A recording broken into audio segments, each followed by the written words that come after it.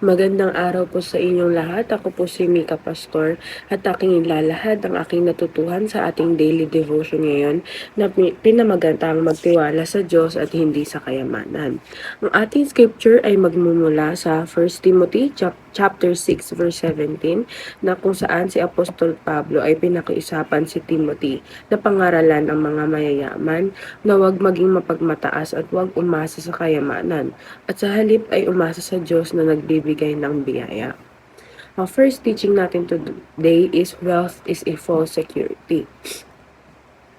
Kagaya nung napapansin natin, kapag tayo ay madaming resources, madami tayong pera, parang napakahimbing na ng tulog natin na parang feeling natin secured na tayo sa future kasi meron na tayong pera na kapag nagkasakit tayo ay meron tayong panggamot, kapag nagutom tayo, meron tayong pangkain. Pero hindi natin alam na yung wealth mawawala. Yung business natin, trabaho natin, pwede tayong mawala doon. Yung mga investments natin pwedeng bumagsak. Kaya kahit na feel natin na secured tayo dahil meron tayong savings, hindi din natin malalaman ang future kasi nauubos ang pera. Lalo na kung ito ay hindi mo nagagamit ng maayos at hindi mo ginagamit ng may karunungan. Second teaching, God alone is our security. So kahit na anong material na bagay, lalo na pera, ang mayroon na parang maisipin natin, secured na ako dahil meron na akong pang future. Hindi pa rin yun enough. Hindi yun totoong security. Ang totoong security ay si Lord. Dahil siya ang nagmamanage ng buhay natin. Kaya dapat tayong magtiwala sa Kanya na siya ang magbibigay ng resources at biyaya sa atin. At masecure yung panghabang buhay natin na buhay. Even in eternal life. Secured tayo doon kapag naki-Lord tayo. Third teaching is, God richly provided for our enjoyment. Kagaya nga ng mga nakarang devotion, si Lord ang palaging nagbibigay ng mga resources at biyaya natin. Lalong-lalo na kung alam niya na ima-manage natin ng maayos yun at hindi natin gagamitin sa kung ano-anong bagay.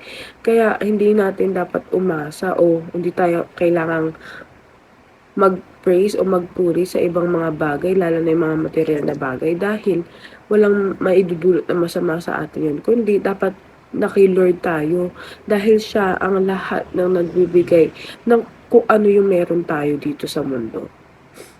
Okay, ang application ngayong araw ay first, do not hope in the uncertainty of wealth.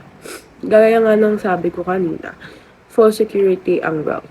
So, hindi tayo dapat umasa doon sa wealth na yon dahil balang araw, mawawala din yon. At kung doon lang tayo nag-hold on o doon lang tayo umasa, kapag nawala yon ay parang babagsak ang buhay natin dahil wala na tayo ibang bagay na inaasahan pa o pinagkakatiwalaan pa.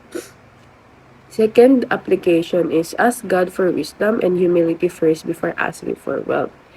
Imbis daw na directly tayong magtanong na or manghingi ng wealth or blessings, maghingi muna tayo ng wisdom and humility, karunong at pagpapakumbaba para tayo ay mabiyayaan ng Panginoon.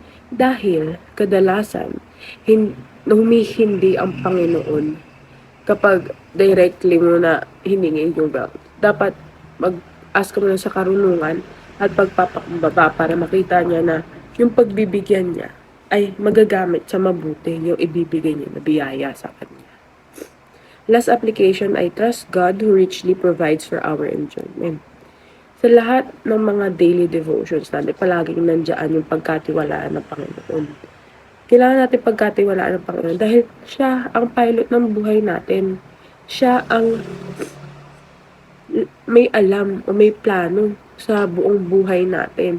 Kaya kailangan natin siyang pagkatiwalaan dahil lahat ng resources, lahat ng kayamanan na meron tayo ay mula sa Kanya. Kaya kailangan natin magtiwala na bibigyan niya tayo ng resources para sa enjoyment natin sa buhay o para sa mga kailangan natin dito sa mundo. The point of discussion today ay what is the role of wealth in our Christian life? Yung wealth kasi syempre yun yung source of resources natin or source of kung paano tayo makaka-survive dito sa mundo. Pero sa tingin ko, ang wealth for Christian life ay nagsisilbing lesson sa atin na wag tayong magtiwala lang doon o maging secure doon.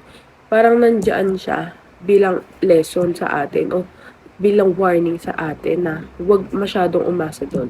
Dahil kagaya nga ng sinasabi, kapag nag-depend ka sa isang bagay, kukunin yun ni Lord. Lalo-lalo na kung hindi maganda yung pagkakadepend mo doon.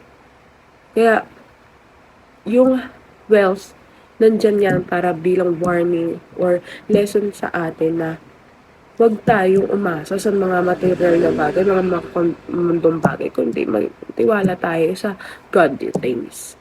So, ang point of focus natin ngayon ay wag tayong maging secured or umasa sa wealth. Dahil, ang Panginoong Jesus lang ang true security and hope natin. Yun lamang po at maraming salamat.